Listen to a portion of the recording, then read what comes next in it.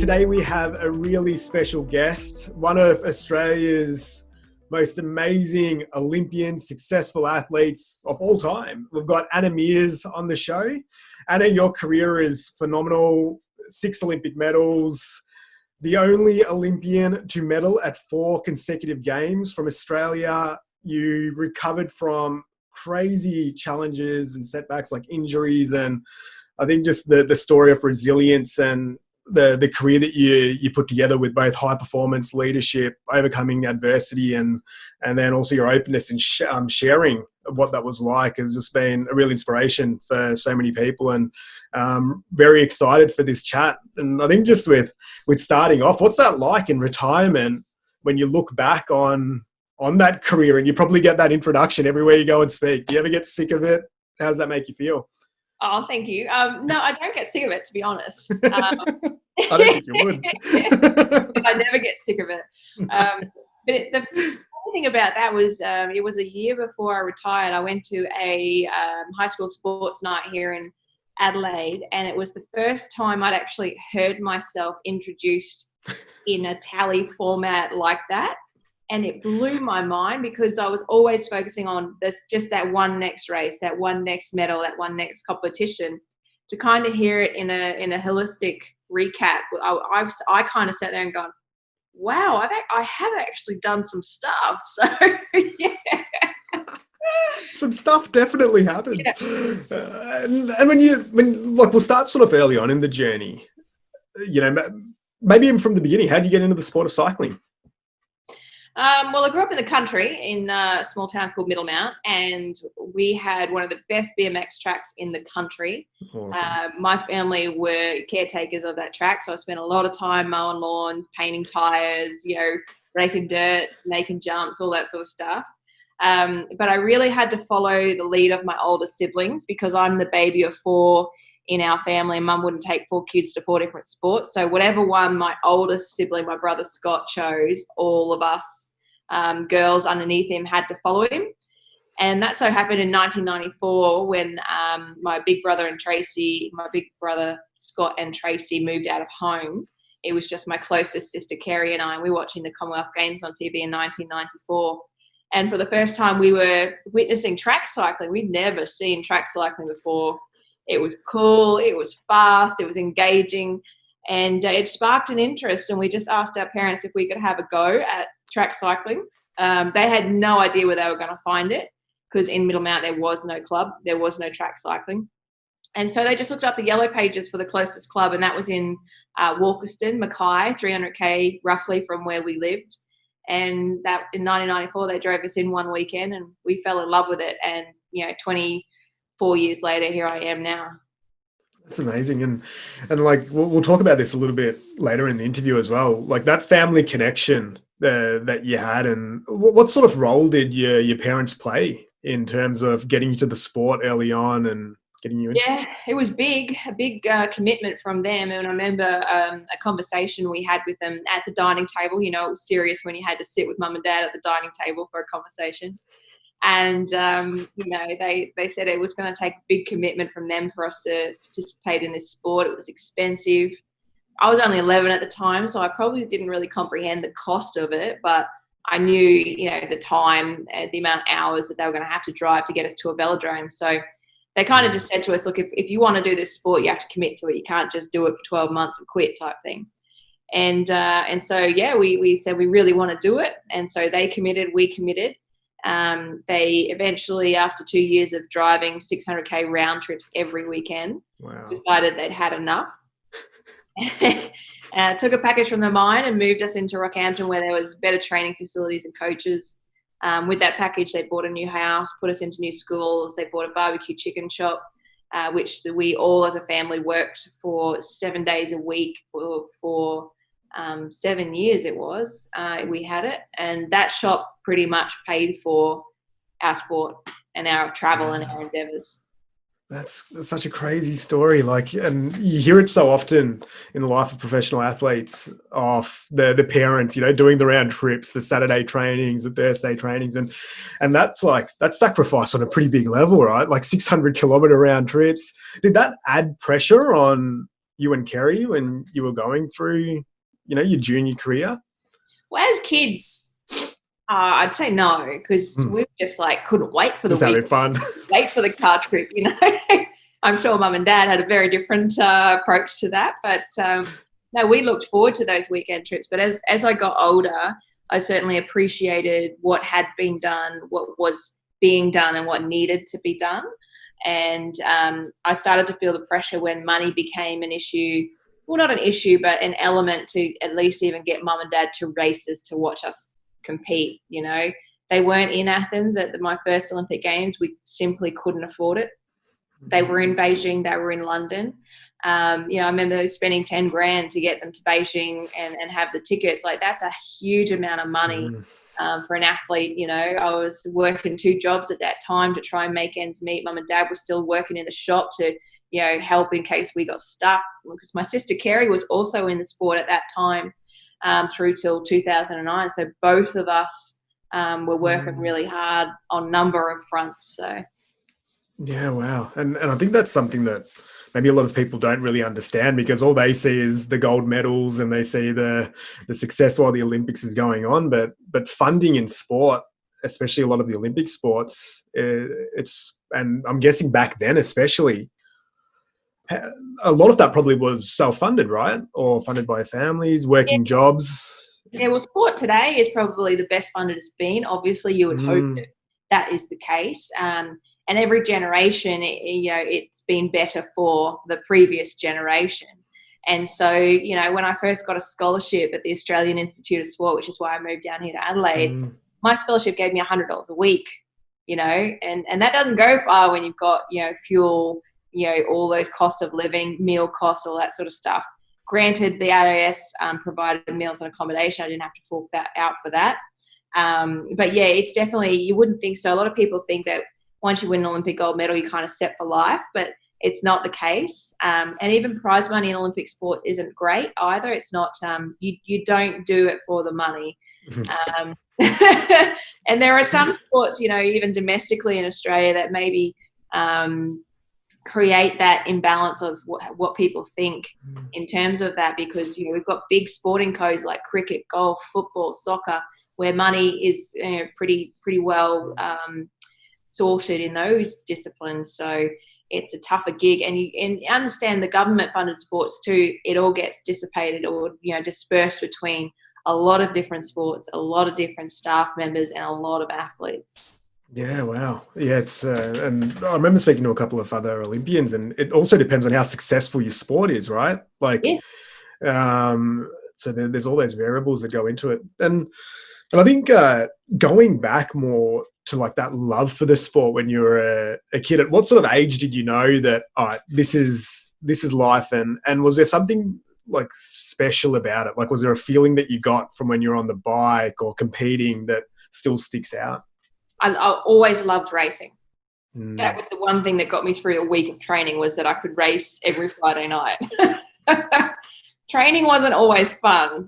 Training's the hard slog stuff. But I knew that if I did my training, I got to really enjoy racing at the best possible way that I could. But I remember in 2000 at the Junior World Championships, 2001 in Trexlertown, America, I won the Junior World title. And I thought to myself, maybe stepping into the senior ranks, just maybe I could make something of the sport. Prior to that, I never really vocalized so much about going to the Olympics, about being an Olympian. That was always very much Kerry, and she was very vocal about it. She dreamed about it. She, drew pictures about it. I was very quiet on that front. So, yeah. And then only 3 years later, I made my first Olympic team, so... Wow. And that's amazing. So that was like the pivotal moment. And that's really interesting around like having your sister have the dream and have that visualization. Do you think like that kind of, even though you didn't draw it out, do you think it played a role in of cementing your dream? Absolutely. There is nothing better than being competitive with a sibling. And we were intensely competitive. I mean, we did all sorts of sports growing up, even karate. So our fights weren't just verbal fights as kids. Like, we fully got into it. and which was interesting.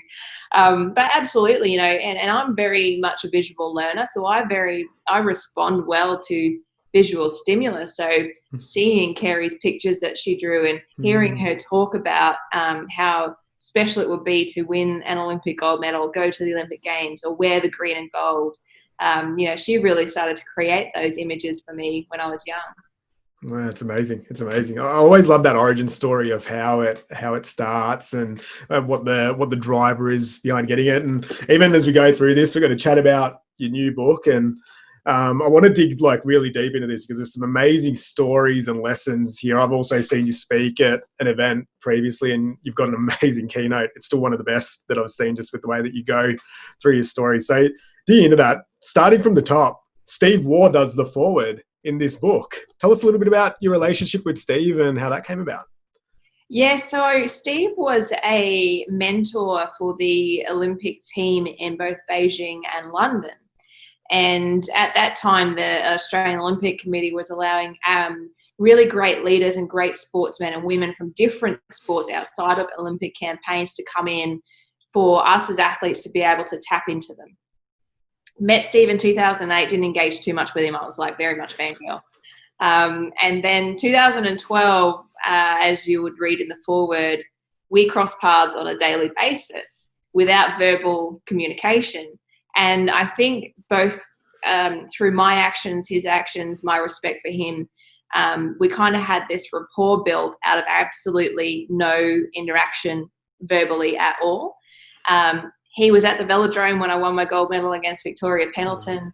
And I really kind of got to know him after that, in that he invited me along to his Steve Waugh Foundation's Captain's Ride, which is to raise money for children with rare diseases. And every year I go along because it's just, you know, an incredible human being to support. You want to help good people do good things.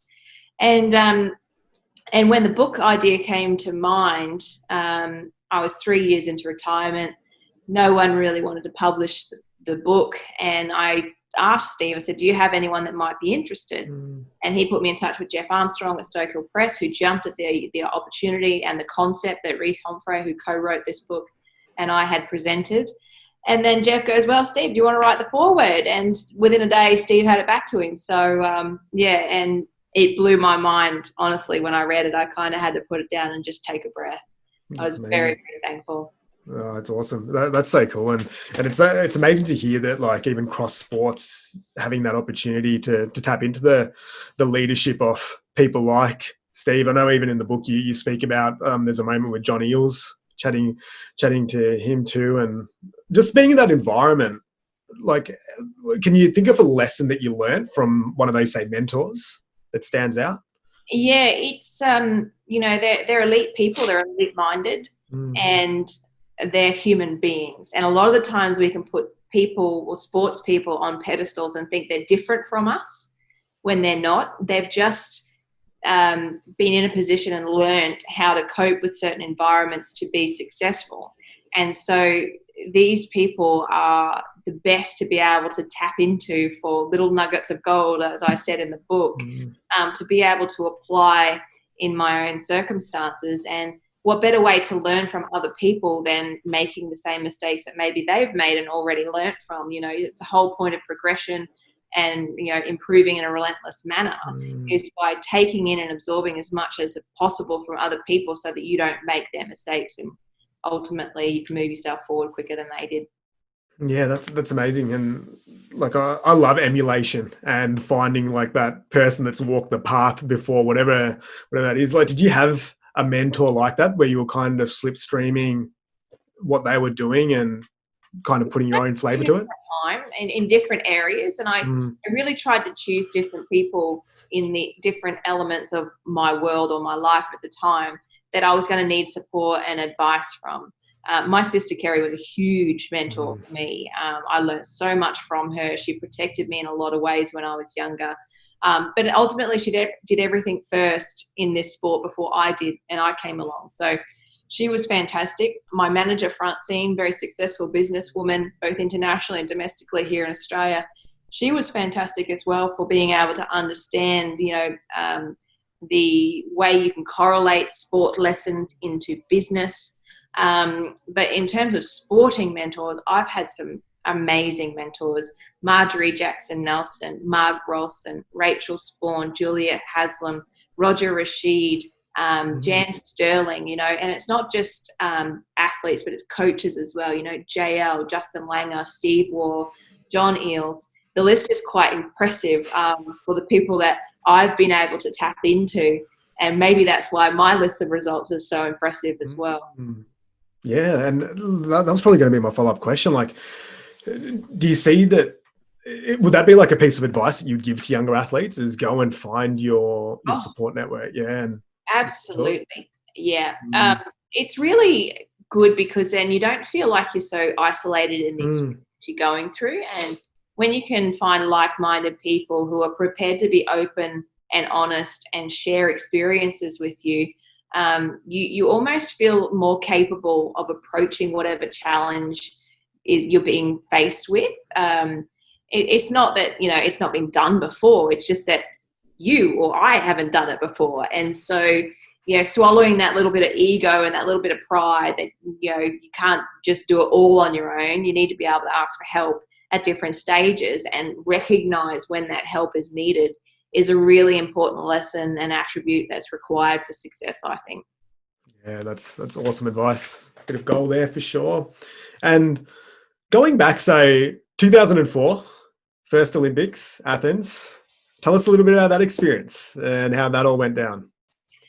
I was 20 years of age, my first Olympic Games. And in our sport, it's also important to note that you can't compete internationally until the year you turn 19. Oh, wow. And so we have an age limit on when you can be recognised as a senior and compete in world championships and Olympic Games. So really here I am, my first complete year under my belt as a senior and lining up for the Olympic Games. It was quite an eye-opener. Did a lot of psychological preparation because the one thing that can make you or break you at Olympic level is the environment. You can't recreate it. It's an abnormal environment. And so you can do all the physical work in the world and present with the best body in competition. But if you don't have the engine to drive the body, it's not going to correlate to performance. And so we did a lot of psychological preparation for pressure, for being as prepared as I possibly could for an environment I had no idea what it was going to be like. It was a pretty crazy experience. I remember lining up in the 500 where I was world champion, which meant I had to start last and watch all the other individuals from the nations compete before me, post their times, and then try and go out and beat them. Like if you want a mess up of your mind, there's a perfect scenario. And to boot, the event only lasts for potentially 34 seconds. So all that preparation that you do can, come undone from one little slip up somewhere in that 500 meters. So I don't remember a lot of the race. I remember certain points. I remember walking up to the start line, feeling the adrenaline and the nerves. My legs felt like concrete. Like I honestly felt like I wanted to, with my two hands, pick them up and move them myself. I remember the start countdown because there was a fly buzzing around, and it's almost like a movie scene. You're like 10 seconds out from the biggest moment of your life, and then all of a sudden you're like swatting it away. Then I remember the halfway point because the pitch of the crowd changed, so I knew I was either close to or up on the time of my opponents.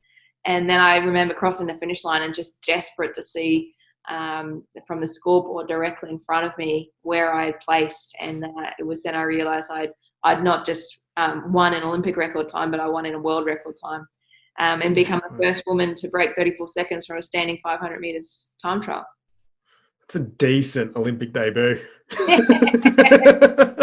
It is a decent debut, and I can guarantee you that pressure came back in the next event and tabled a little bit, but I was so young.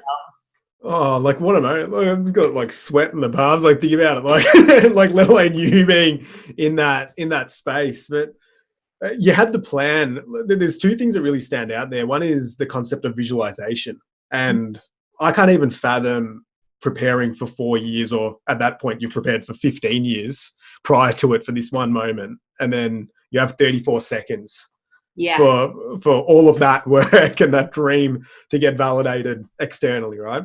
How do you prepare? Like, you spoke about visualization and preparing for it mentally.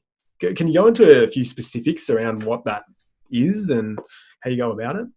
Yeah, well, we have a number of different senses, and as you said, just in my vocalizing a scenario to you, you sweaty palms, and you might have saliva running, or you might have a dry mouth, or you might not be able to focus, or your heart rate might pick up, or there's lots of different physical responses that come from verbal articulation. So the articulation of the story has to be very on point to get the reaction.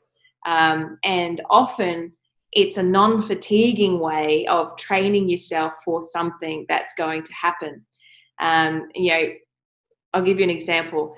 If I say, don't think of pink elephants, what do you think of? Pink elephants. Pink elephants.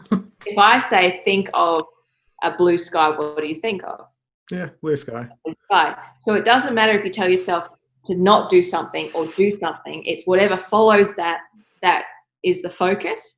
So if I'm going into a race going, don't stuff it up, don't stuff it up, don't stuff it up, what am I thinking of? All the ways that I could possibly stuff it up. Whereas if I go into a race thinking, okay, there's going to be lots of people, lots of cameras, lots of flags, lots of color, lots of noise. I'm going to have all these number of opponents, but I'm going to have my coach there. I'm going to be in my green and gold colors. Like, I start getting very specific about where I want to focus my attention. And by creating the ambient noise around me and getting myself calm with that, I can then start to narrow my focus in on what I need to focus on through the visualization of having that articulately, given to me. And so that's something that I learned early on. I'm very responsive to is visualization. And it's a very easy way to train oneself. It doesn't, fatigue you in any capacity. You can do it at any time. And I used to sit there and think about the ways I would celebrate a race when I'd won, as well as how I would win the race. So, yeah. Yeah, so that's awesome. And it translates so much to golf too. Like, the best players always say that they visualize their shots. They visualize how the round's going to play out. And I think it's a really critical skill that probably we don't, use all that much, and that has wide-ranging. But it's also an easy skill to overlook because it seems easy. But it's the dedication of time to that repetition that will give you confidence to perform in that manner, because when you get to competition, for me, you lose the ability to hesitate. You have to think really quickly without that hesitation. And the only way you can do that is to back in and buy into the preparation that you've done. It's plain and simple. So when that fly's buzzing around, and that's obviously not part of the visualization. No, it's not. It happened right before the countdown buzzers went off. And so as soon as the countdown buzzers started to go off, my mind went straight into the replay back to that instead of the fly. So that's perfect. And also going back to maybe a bit of goal setting, right? Like, you had the visualization, but you speak about the time, 34.1, and that was a key number that you guys were preparing for. Like, how does that factor into it, and knowing that you've got that benchmark, and then your confidence in being able to beat that benchmark on the day as well? Yeah, well, I had to have with my coach, Martin Meares, who believed it would take 34.1 to win in Athens. Now, that was an Olympic record. So I knew going in that if I was going to win in the Olympic Games, my first Olympic Games, I was going to have to ride out of my skin, because my PB at that time was 34.3. So I had to find a minimum of 0.2 of a second to be in competition, let alone win. So I think by having that pressure early on to understand what it was going to take meant that I wasn't surprised on competition day by how fast the time was going to be. And if the time was too outlandish, which it didn't end up being, it was bang on. But if 34.1 was too fast, then and the time to beat would have been 34.2, I would have been like, okay, that's even better. So, being honest and realistic with the goals is really important, but also understanding when you need to have narrow focus and big picture focus as well. I think athletes are really terrible at big picture stuff because there's so much that goes into making that up. All these little puzzle pieces is really difficult to keep track of. That's why you've got to have the right people in your team, in your corner, to help bring you back to that perspective when required. But a good athlete can really focus on that one puzzle piece and get that perfect, put that in the picture. Where's the next puzzle piece? How do I make this the perfect puzzle piece to attach to this one? And that's how that big picture is created. Yeah, wow. And you obviously you smash that time. You get the world record and off you go. Like, that's probably another question as well with athletes. Like, your PB prior to that is 34.3, right? And then you smash, was it close to 0.8 of a second, which is pretty significant in that moment. How do athletes step up on that big stage? Because most of the world records happen at the Olympic level or in the biggest moments. Well, a lot of the times, like I said before, the Olympics will make you or break you. It's a stage, it really is an incredible stage to stand on. Nothing changes. It's the same sport, same event, same people you're competing against, but it's the Olympic Games, right? And I'm one of those people, you pin a number on me, or they call it white line fever. You pin a number on me and I'm raring to go. You always have an ability to lift. And the athletes who can lift are the ones that can absorb the nervous energy, absorb the adrenaline, and not become overwhelmed by it, and actually use it as an added source of fuel for performance. I never want to feel the anxiety, the pressure, the stress, the expectation that I felt in my career. But I thrived on that while I was an athlete because that helped me lift on competition day. Yeah, that's cool. Yeah, that makes sense. Yeah, so adrenaline plays a pretty key role in the moment, huh? Yeah, absolutely. And as soon as you lose that nervousness and that adrenaline, for me, was time to call it. Yeah, wow. So you have Athens, really successful Dayball Olympics. What happens in 2007? 2008, sorry, wasn't it? Yeah, 2008. 2008, 7 months from the games. Yeah. In a World Cup Keirin final in Los Angeles. I clipped the wheel of an opponent with 200 meters to go in the final, and obviously, crashed out of that final. It wasn't a spectacular crash. To be honest, when I watch it back on video, I'm really disappointed because for the level of injuries that I got, I wanted, something spectacular. I wanted bikes flying through the air, all that sort of stuff. Like an F1 crash. Yeah.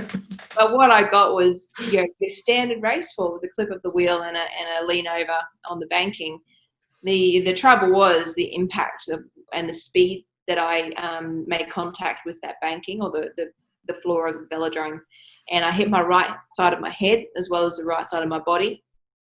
And the force with which I hit my head caused it to bounce back on the opposite side, and that caused a compression fracture at my C2 level in my neck. And I was very lucky. I was 2 millimeters from a clean breakthrough. And that ultimately resulted in hospitalization in America for a week. We convinced them to fly me home. First class. Hey, the silver lining. Yeah, because I had to lay as flat as possible.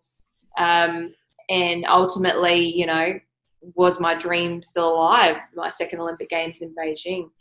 And I said to my coach before I left, I said, I'll still be right for the Games in Beijing. And I think he thought the morphine was talking because he kind of patted my hand down. He's like, we'll worry about that when we get home. Yeah. And I was very fortunate when I got home. He had gathered the team. They had completely reassessed where I was at, what it was going to take to make Beijing, because the goalposts, they had not moved. They weren't going to shift the start of the Olympic Games in Beijing to accommodate for my injury. So I had to now create a whole new path to still make that goal happen.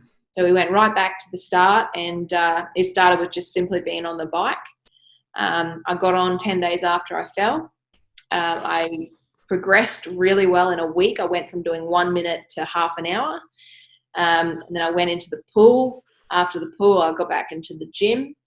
And then 4.5 months from the games, I had to perform a fitness trial to prove I was going to be fit enough to fill the spot I'd qualified. And I went there, I rode a personal best time by nearly half a second, and found myself in 7 months swapping a neck brace for an Olympic silver medal at the Beijing Olympic Games. So it was a really profound year in that, one, the experience, but two, the things that I learned both about myself and about life. Yeah, wow. Like that's arguably one of the most ridiculous stories in Australian sport. like you put that down, like you just sort of punched through that. Like, oh yeah, broke my neck, back on the bike. 10 days later, one silver. The time frame. yeah, like we're punching through that, but like if we compare that to what medical advice would have been, I'm guessing it wasn't start riding a bike 10 days after that type of injury. No. And I was lucky that I probably had sports medical advice. And I was also, I'm very stubborn, I'm very driven, I'm very stubborn, very persistent. And I didn't like being told what I couldn't do. And I just got the shits one day. I'm like, okay, stop telling me what I can't do. Tell me what I can do. What can I do? And so we kind of went down that path. And I just said to my coach, look, you've got the reins, but I'm going this way as fast as I can. You're only allowed to pull on the reins when absolutely necessary. So we had an accord around that. He knew I was going to push pretty hard, and I knew that if he needed to put on the brakes, and I had to listen. And you talk about the what if versus the what is. Can you explain that concept? I think it's really powerful.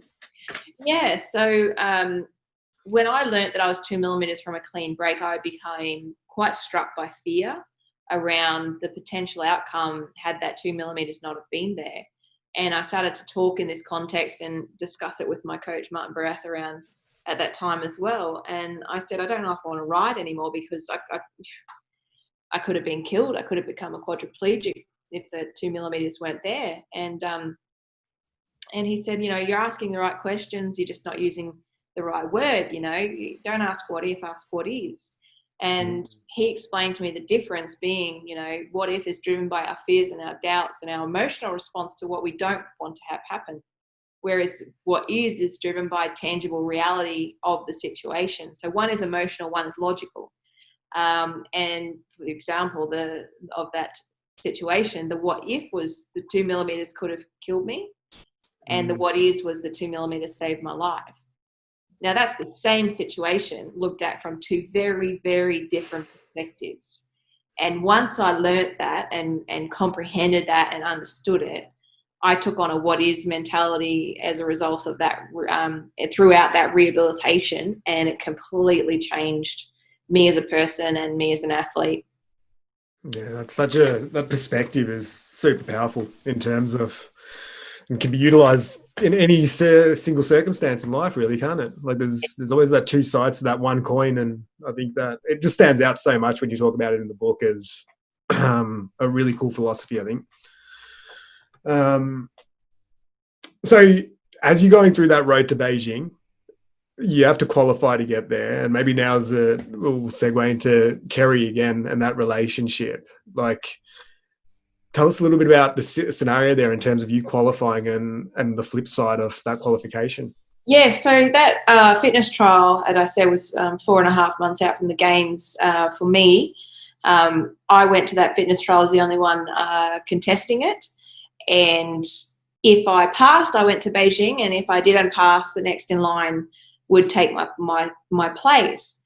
What many people don't know is that person would have been my sister, Kerry.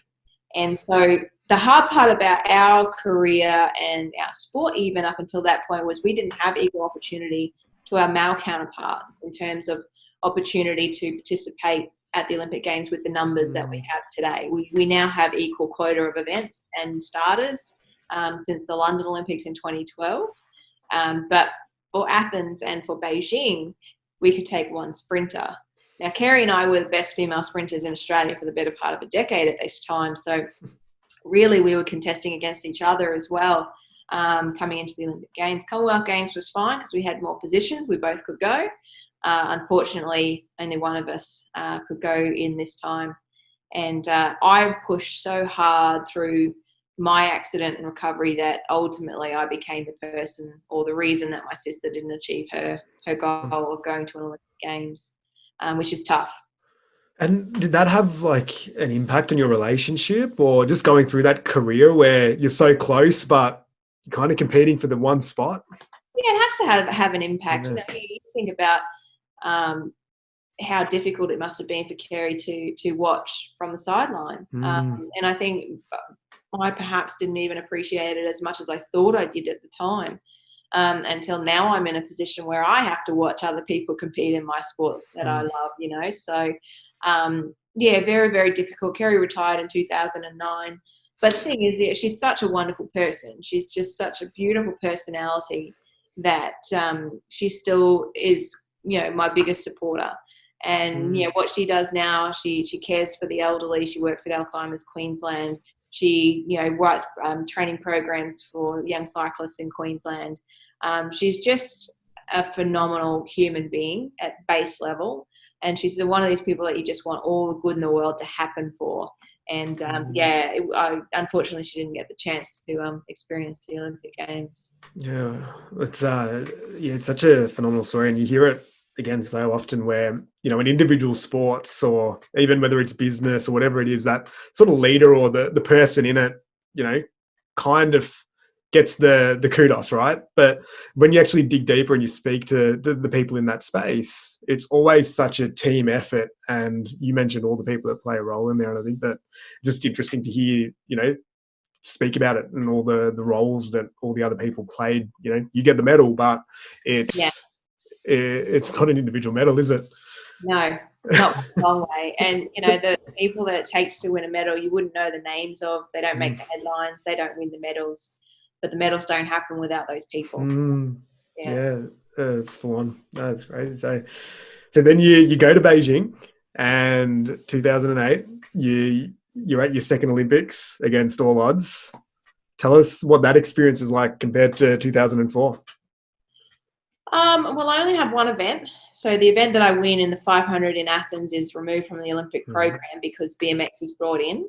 And to make way for 2 medals for BMX, cycling had to lose 2 medals, which we found hard to do because, you know, the swimming calendar continually gets added to. But also there are a lot of events that only have 1 medal. So I've been in a position where I have 1 event like I had in Beijing, and I've been in an event where I've had 3 like I did in London.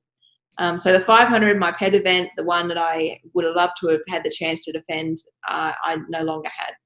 All my eggs had to go into the basket of the sprint. And ultimately, I would meet Victoria Pendleton in the final in Beijing, and I would get absolutely thrashed, but win a pretty impressive silver, one to this day that I still hold very dear.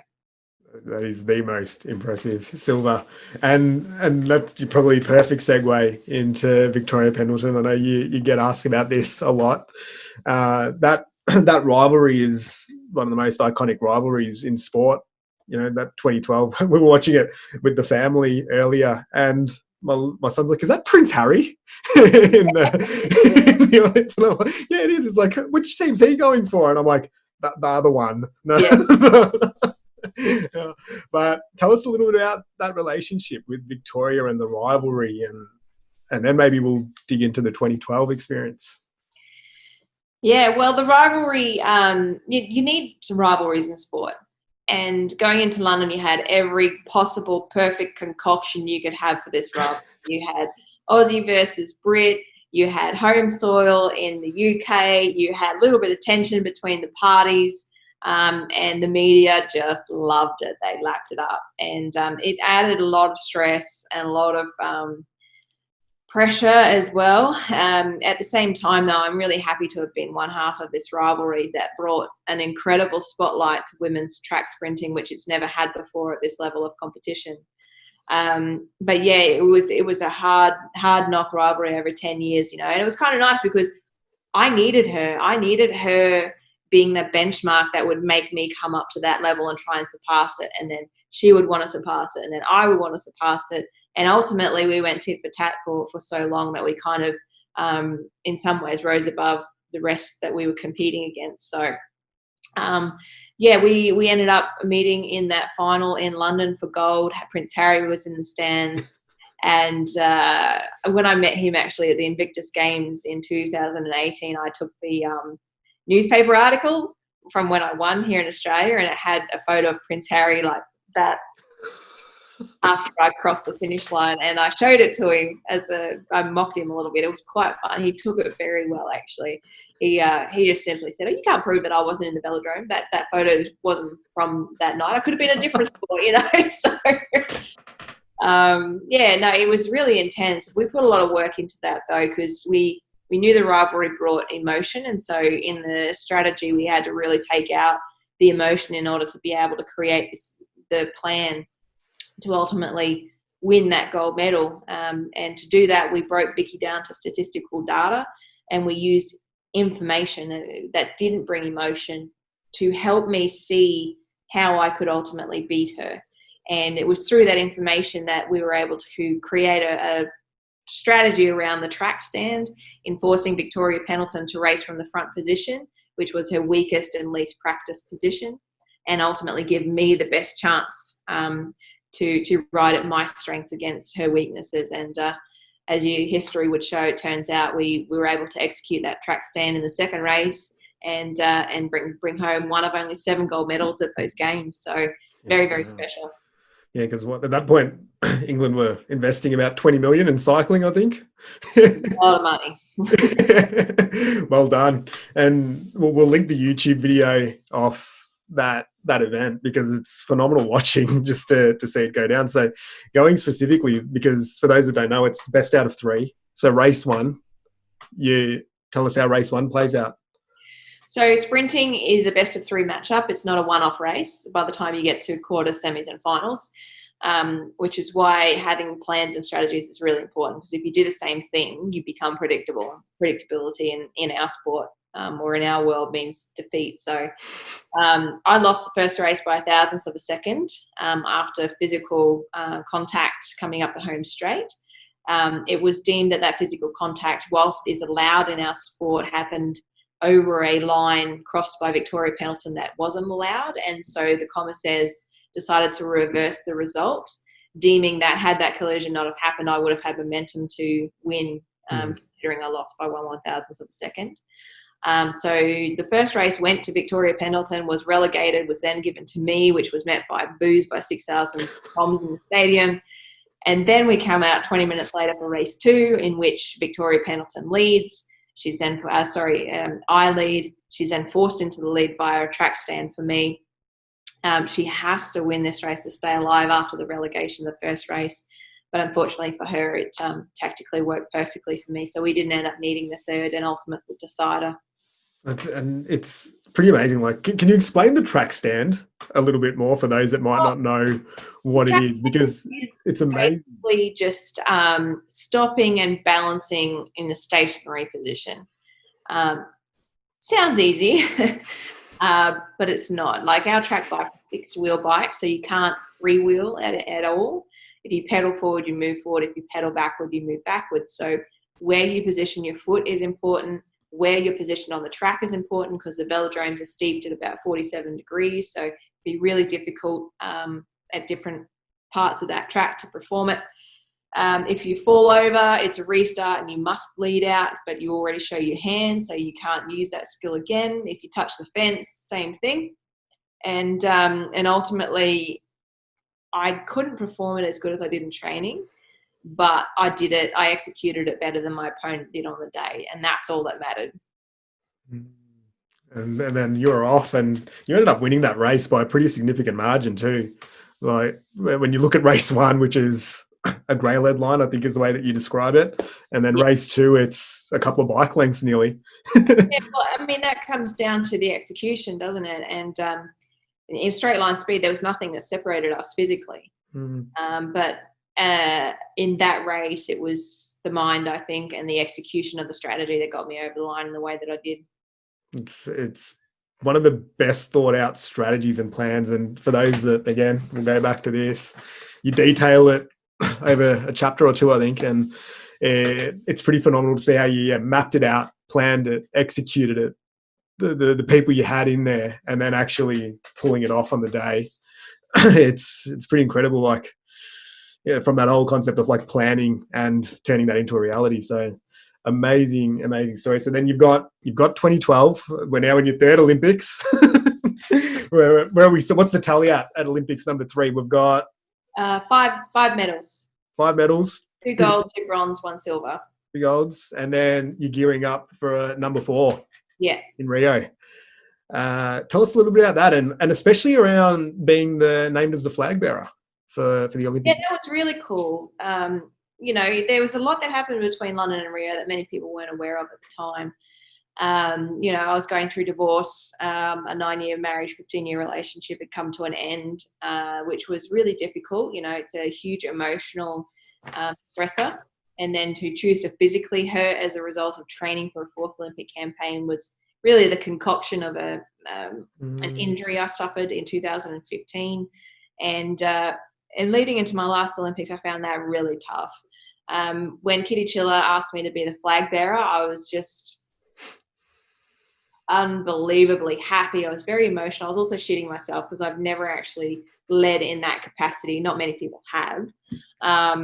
But for me, that meant more than the 4th Olympic campaign, because that kind of meant it was the summation of my career, being given that honour to carry the flag. And so really in some ways that took pressure off the table to perform in Rio, but at the same time it added it as well, because now everyone knew who I was. I didn't know who everyone was, so all these eyes on me was definitely challenging. As a leader, you do have to answer for not just your own actions, but actions of others. It was a different experience, that's for sure. One that I loved and would never change. Leadership, I wasn't sure how to do it. And I thought I was going to have to change how I interact with people or how I was a part of the team. And it was my dad who said, no, you don't have to change at all, because that's the reason they've given you this role, is because of how you've both led yourself and your sport up until this point. So they want you to lead in the way that you lead, which is a really good bit of advice from my dad, because then it made me just kind of be myself in that role. It was a great experience.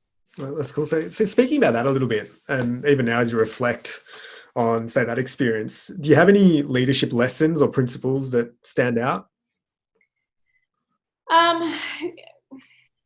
It's an interesting question, really, because I've never kind of followed a roadmap of how to be a leader. I've kind of just, I guess, I have my standards and my values and the subsequent behaviors that underpin those of what I find acceptable and what I find unacceptable. And I call things out. I don't like confrontation, but I will, I'll talk to people one-on-one if something's bothering me. I don't do a group situation, because I just think that kind of adds conflict when you don't want to do that. If I want to call someone out, I call someone out. But also I like to involve people as well. And so the challenge for me in Rio was to be a leader of the team, but also be a member of the team as well, because I still had to contribute my performance to that team in Rio, and ultimately did that with a bronze medal in the Keirin. And I was really happy with that, like really happy. And people were surprised, both in the media and back home, that I was happy with a bronze medal, because I think, a lot of people had this perception that the only level of success for me in Rio was going to be gold medals. And that's just, that's suffocating on anyone to have that standard to live up to. And no one knew of the personal challenges I was going through at the time. So it was really important that I had my own goals, which I would have the ability to judge what level of success was for me at those games, not the perceived level of success of others. And I say this because that bronze medal is the first time any Australian athlete from any sport's been able to medal individually at 4 consecutive games. So if that's a disappointment because it's not gold, like I will have words with people, because I'm like, that's turning up every year for 16 years and being on the podium. I'm not sure if you're judging me by these standards, what standards do you have in your life? Like, you know what I mean? I think sometimes we forget how hard it is to be number one, and the self-satisfaction of achieving a silver, a bronze, a final, or indeed making the team. Yeah, it's so interesting, especially with the Olympic Games. You know, the success is externally always driven by the gold medal. And how do athletes deal with that pressure and block out the noise? Because they don't always. That's the thing. People forget we're human. Yeah.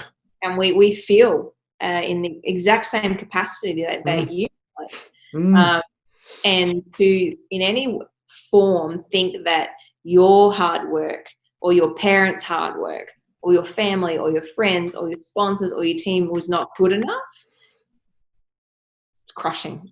Yeah. And like the external world's looking at it from the perspective of your last start, you won a gold medal. Right? But that was 4 years ago. But it's also too, we as Australians, we love sport. And we invest our pride and our emotion in our results of sportsmen and women because they represent us. You know, and I'm a sports fan as well. Don't forget, I love sport. So I totally get that. But I've had the experience on the other side. And I've always loved wearing the green and gold and representing Australia. There are times where it has been very challenging. Yeah, wow. Like and just like summarizing that career arc, right? Like that's not a linear career story, is it, over that 16-year period? Like you're sort of going like this all the way through. In some ways, that's why I think this book is surprising a lot of people because my story's been well covered. And I'm very thankful for the connect between the Australian public and I that I've had in my time because of how much my story has been shared and received in a positive way. Where this book is going to surprise people is it will show more of those low moments that come between the high moments. And that's what happens in life. We bounce along. It's turbulent. It's rough.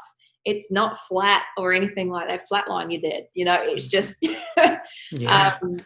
this is a real honest account of the experiences that I've been through. And it's not your typical sports autobiography. It's not chronological order. It's not I was born here, I grew up here, I got involved in the sport here. It's very pointed with a perspective of time to be able to look back and articulate those moments. And if you're looking back on the ups and downs and the moments of challenge and overcoming the adversity and the successes and the failures, like is there one moment there where when you look back on it, you're most proud of? And is there a particular reason why of how you handled it or approached it stands out? It's hard. It's such a long career and so much happened in it. Like the silver in Beijing has to come up. The gold in London has to come up. In some ways, even my quarterfinal at the Delhi Commonwealth Games is special because I met a young Indian rider and she'd only been on a bike for 2 months. She was a big fan. She asked me for my autograph before we even raced. Her coach came over and asked me to take it easy because she didn't have a clue what she was doing. And I had so much fun in enjoying my sport with her and, you know, making it close in the finish. And, you know, the fans loved her. They loved that, you know, she kind of made a competition out of it. And I could see in her experience just the joy of that participation in sport at that level. So that's probably one that stands out. That's an awesome moment. I love it. And I'm just sort of thinking back to some of those other moments and the people as well. Like just speaking about your coaches for a second. You had 3 coaches that played a pretty pivotal role. Yeah. And then one obviously with Gary at the end. Tell us a little bit about that and your involvement with also MMD and what you're doing in that space. Yeah. So I had 3 coaches in my time. I had Reg Tucker from Rockhampton, who was a real fundamentals coach, real old school, who taught me a lot of the ropes, but also helped me understand the psychological side of sport and competition. And then there's Martin Meares, who was my first coach at the Australian Institute of Sport when I moved to Adelaide back in 2003, who he was very eccentric, very emotionally, very high EQ, and was very big on buy-in. You know, you back yourself, back your plan type thing, understand what it is you're trying to achieve. And then Gary, ultimately, I would work with for the final 8 or 9 years of my career. He was very stoic, very strong, very deliberate, and not the biggest communicator, but very passionate about what he did. Unfortunately, he was diagnosed with motor neurone disease. He was suffering those effects before we went to Rio. He had his diagnosis when we came home from Rio, and ultimately, within the year, would lose his battle with MND. So to lose someone in a capacity of mentorship, of leadership, of, you know, really their teachers, coaches are teachers, was really, it hit hard. And so, yeah, I do encourage people to go out and buy the beanies. Beanie 6 this year, Beanie 6 this year for the Fight MND crew with Neil Danaher and Ian Davis and his daughter Beck. They're doing a wonderful job. They're only $20 and they're available at Coles and Bunnings. So that's their fundraiser this year because they can't do their big slide like they normally do given the restrictions. So, yeah, I do encourage people to get out and support that. Yeah, it's an amazing cause, and yeah, we'll definitely put a link out to Fight MND, and definitely encouraging everyone out there to get a beanie. And also, yeah, it's while like that was happening with Gary, and how did that impact? What sort of impact did that have on you? Like also with your cycling and your coach relationship, but also wider than that, you know, as a friend and the relationship. It's not nice to see anyone essentially be entombed in their body, and that's what happens with motor neurone disease. The neurons that control the muscles, or the signals from the brain to the muscles, they die, and ultimately the body slowly starts to die whilst your mind is still sharp and capable. And that's really tough for anyone to witness, and I can imagine even tougher for Gary's family. And yeah, it was hard to lose Gary, but it was through his passing that I reconnected with the cycling family and met my now partner Nick, and we have a lovely, beautiful baby girl called Evelyn that we share, and just love to bits, and we're very thankful. You know, I look back now and I wouldn't change anything, good, bad, or indifferent, because I wouldn't be where I am now as a result. You might want to look back with hindsight and change all the bad things and have more good things, but then how do you know the good things end up being good things? So yeah. I love that perspective again of sort of, the silver lining in all the situations, right? Yeah. Where it all leads into something else, something new, something different. And yeah, it's like the Bruce Lee quote. Yeah, that's the thing. That's what makes it hard. You can't always see where you're heading, but when you get there, you realise. Yeah. Oh, that's amazing. It's an amazing story. And so now you mentioned Ev and Nick. So you're a new mum. And how's life been post cycling? Very slow. Not in 34-second sprints and very slow. And I have loved that. My daughter Evelyn has really slowed me down to just sit with her in the day. You know, she depends on me for everything. She depends on Nick for everything. And that's where my focus has to be. And it's been really nice not to have anything else or anyone else to worry about. It honestly has been lovely. And are there any like lessons from your cycling career that you've been able to transition over into parenthood? Oh, not so much lessons, but just having awareness on not bringing my self-analytical, critiquing athlete mind into and also allowing my perfectionist nature of my home, which normally is immaculate and currently looks like a bomb's hit it, to let that go is a challenge. But I'm getting better. It's only been 3 months. I love that. I love that whole I think that's one thing from parenthood is the uncontrollables really do stay uncontrollable. and why waste your time and energy on things you can't impact the control yet? No. exactly right. 100%. No, well, congratulations on that. And also in the book, you write about some of the hobbies that you've been doing post cycling. I think you speak about art and all the stuff in the book, Ali. no, because we're only covering the top level. We're giving them the highlights here. So they have to buy the book to get the full story. Yeah, no, lots of things, but I've gone back to painting, and that's been something that I've always loved is art. And I've enjoyed some of that in my retirement, as well as, I got to work as well, with the Tour Down Under and different roles that I have with that, but also got into do a little bit of foster care, which was really profound and impactful. Again, perspective.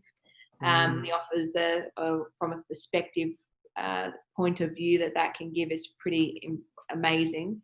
And I think even some of the things I learned from that have helped me be a better mum. No, that's amazing. And golf, we'll segue into golf a little bit, because when I last saw you at the GMA conference, I think you were you a member at, is it at Glenelg or the Grange? At the Grange, sorry. So you were a member at the Grange. When did you pick up golf, and tell us a little bit about your relationship with the sport of golf? I've always liked golf. I'm not good at it. No one is. Middlemount has a golf course, you see, and so that was kind of like our little outing as a family, often to go down there and heckle each other as we got a score of 25 for one hole.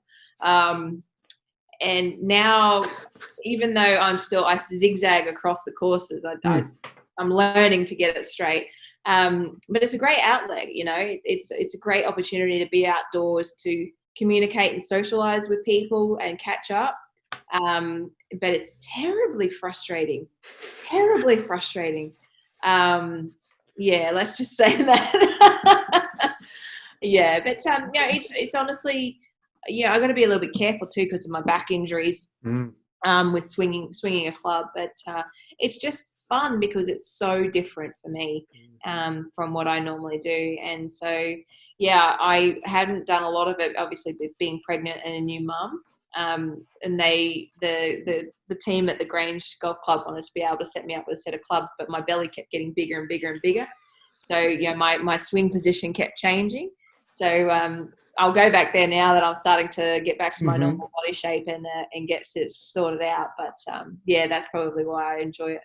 That's awesome. So you're pretty early on then in the journey, like you're beginner, and that's awesome. And I think I'm really interested in this story because, like, with what we do at Future Golf, it's about getting people into the game of golf. And I'd love to know more about, you spoke a little bit about the frustrations of the sport and the early beginnings. Like, what is it as an elite athlete that's kind of drawn you to it? Or what's your favorite part of, is it putting or driving the ball or just being outdoors? What's good is the fact that I'm not good. And I like to try and master things. And what I like about it, I actually prefer putting over driving because it's a little bit more a calm sort of approach to the shot. That's how I see it anyway. But I also just like engaging with people in a different environment that I'm used to. So, yeah. No, that's awesome. I'm probably going to have to go soon because my partner's got home and it's storming. So. No worries. We'll start wrapping it up, and I think just in finishing that's probably a pretty good note there, Anna. Like, I just wanted to finish up just by saying just a massive, massive thank you for being so generous with your time and going through those stories. We'll definitely be putting links and to your new book, Anna Meares, now. I don't know if I got it right there. There it is. And available at all good book resellers and retailers. And we'll also do the link to the Stoke Hill Press as well for people to grab a copy of that. So many lessons. You've touched on some of them in here. I know you're also speaking and doing some of that. So we can link into your speaker's profile as well. We'll put in a link to Fight MND and support that amazing cause. And just wanted to wish you all the best with everything that you're doing moving forward. And hopefully, we can just share your story to a wider audience as well that may not be familiar with it, a golf-related audience, and just to get the insight into what it takes, to have that career with its ups, its downs, and everything in between. So, thanks very much, and thanks for being so kind with delaying and moving the schedule around, being available around different things. So, I appreciate that. No, really, really appreciate it. Awesome. Well, thanks heaps for that, Anna. Pleasure.